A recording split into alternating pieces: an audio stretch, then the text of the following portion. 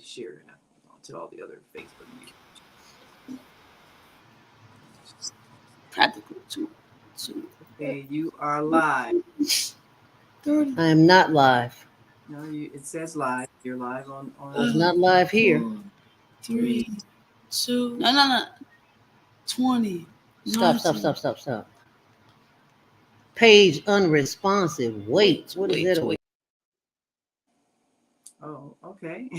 We are live on the Betty Shabazz International Charter School podcast training, joining you live from South Korea. And we will be joined with our student hosts who will get an opportunity to learn about peace education. And we're here with Dr. Lynn Muhammad. Greetings to all that can see and hear our production. And we are looking to introduce peace education to America.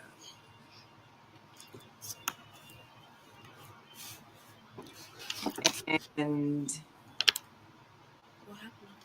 your blog talk channel is This one. about to go live. We are live. We are live on Higher Learning TV network. Introduce yourself. Hi, I'm Jameer Jones. And hi, I'm Brandon Chalmers. And you're watching the Betty Shabazz International Charter School podcast training on the Higher Learning Network. And our guest today on the Betty Shabazz podcast is Dr. Lynn Muhammad, founder of Stream Labs. She is a certified teacher of HWPL's Peace Education curriculum and is here in Seoul, South Korea, attending the Global Peace Summit. Educators from around the world have gathered here to strategize on how to bring peace education to the schools in their countries. Dr. Lynn Muhammad, live on the south side of Chicago. What is Streamlabs, Dr. Lynn? Good afternoon to everybody that can hear my voice. The Streamlabs is a STEM program that allows children to learn science, technology, critical thinking / reasoning, engineering, art, and math skills as they address real world issues. And it's designed to run throughout the school year as an after school activity, weekend activity, as well as we have been conducting a summer camp now since 2013. Where is Streamlabs located? Streamlabs currently, we've always been available on the south side of Chicago. During the pandemic, we had virtual classes only, but we have done hybrid classes, which includes the virtual and the physical face-to-face classes. Currently, our location is 2525 West 71st Street in Chicago, Illinois. So, right, like you said, this is for everyone, all kids all around the world, right? That is very true, especially because we have the remote component of it. Any child is able to participate. Ages 4 through 14. We do take 15-year-olds. Older children can, if they've been in the camp before, they can actually start to work as apprentice. All right, so does it work the same for diverse learners? I have a very strong academic background with diverse learners. That's part of what my master's and my doctorate includes. And so every single child in our camp works as an independent person, meaning that we design their program around their strengths and help to improve their areas that they're not quite as strong in. And we also have group activities. So we provide them with support, with activities, with resources that matches who they are.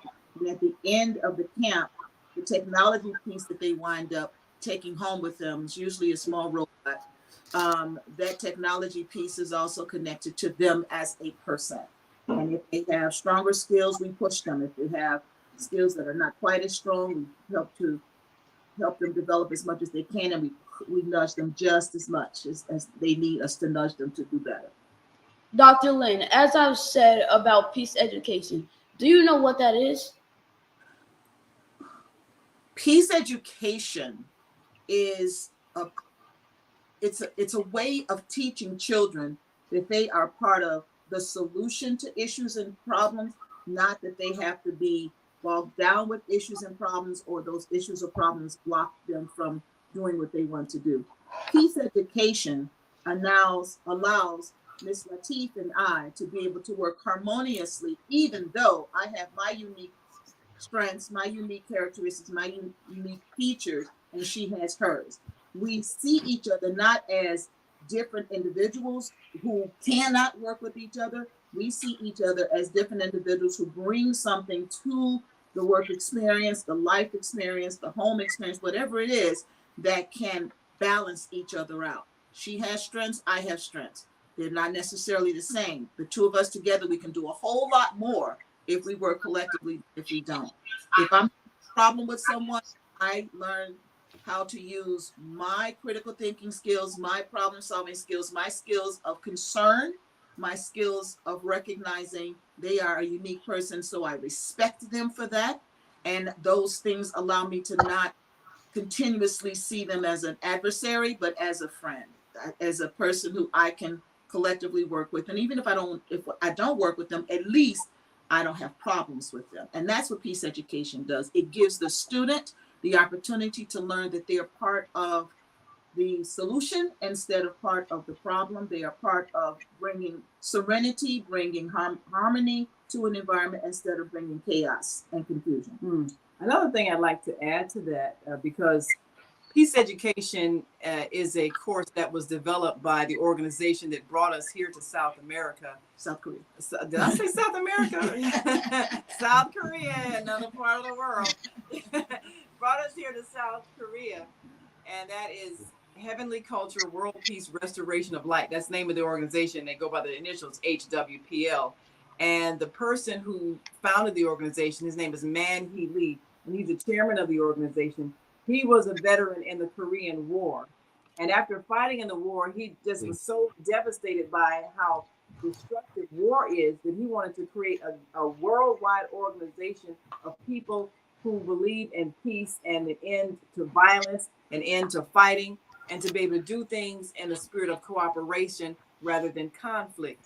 So he created this peace education program as a way for teachers to come into the schools, as Dr. Lynn and myself have done, but to come into the schools with the belief that the students are a part of the whole, and to look for the positive aspects of each student, to encourage students, to encourage cooperation, to encourage respect, and to teach them how to get along so that they're not in conflict, and to teach in such a way that students are encouraged. And now this is the first time I heard the term first learners, but I'm assuming that that's people who learn differently, maybe, which is a more respectful term than what we used to call people who might learn slower or something like that. So it's that spirit of respect for everybody, respect for the students, talking to them nicely, talking to them with kindness, modeling the kind of behavior that we want them to show each other. And show us. And show us. And show others outside of the school so that the world can be peaceful. So it starts with teaching the philosophy in the classroom that everybody on the earth is important and everybody plays a role in our success. So everybody should be treated kindly and with respect. And that includes not just human beings, but animals, plants, the environment. Everything matters. Everything is part of this global family on earth. And so when you teach that in the schools, our hope is that children who are going to be the leaders and the shapers of the world of tomorrow will come forth with a different philosophy on life, and they will create that world of peace. Intriguing. What are you both currently doing in South Korea? We are ending a summit where we collectively come together and we've brought our ideas to the meetings that we've attended, because as we develop our activities that we then go home and carry out with our students, we're not just looking at it from our narrow perspective. We're sharing with other educators, other religious leaders, other media individuals, others who are part of the legal side of the HWPL program. We're sharing with youth. We're sharing with people of different. We're sharing with women. We're sharing with men. We're sharing with lots and lots of people who come from different perspectives. Because when I talk in a room with Sister Naima and Sister Zelda, Sister Zelda brings a certain amount of knowledge, experience to the room. Naima does, I do. And when we hear, it only enhances what we have to offer, because all of us are learning from each other. We're teaching each other, and we're also learning from each other. We learn from our students. And if I can learn how to learn from another here in Seoul, Korea, when I come home to my classes, I'm a better person, because now I'm ready to also listen and learn from my students. So part of what we're doing is learning how to be a good peace educator. We're learning some of the content material of what it takes to be a global peace educator, and we're sharing, and we're taking on a little bit of the culture that's here, recognizing how Chairman Lee might have felt when he looked at land that was destroyed, farms that could no longer produce vegetation, animals could no longer graze and grow. And that meant that the food that was possibly available for the residents of Korea at the time of the war was being diminished. And he's feeling this in his heart. He's feeling it in his soul. And for us to be here and see some of the monuments and relics that have been left behind as a memory of why we're doing this is inspiring. It's giving us a little bit more strength to go and do what we have to do. And then sharing our successes with each other is also giving us strength. You were able to conquer that part of this project. That's great. I'm gonna go home and I'm gonna pull up my sleeves. I'm gonna try to do a little bit more. So it's motivational, it's learning, it's giving us a chance to teach and learn at the same time. So that's why we're here. And then we go and we rest, and we get up the next morning, we do it some more. That's right. So yes, it's been a good experience. Right. And one last thing, like Dr. Lynn mentioned, there are people from all over the world, countries from Asia, Africa, Europe, everywhere that we have met. Other than Antarctica. Yes. Everywhere else in the world. And like, as a journalist and communicator, I met with the journalist. She's a teacher. She met with the teachers. We have the religious leaders. They met with the religious leaders. We have lawyers. They met with the lawyers.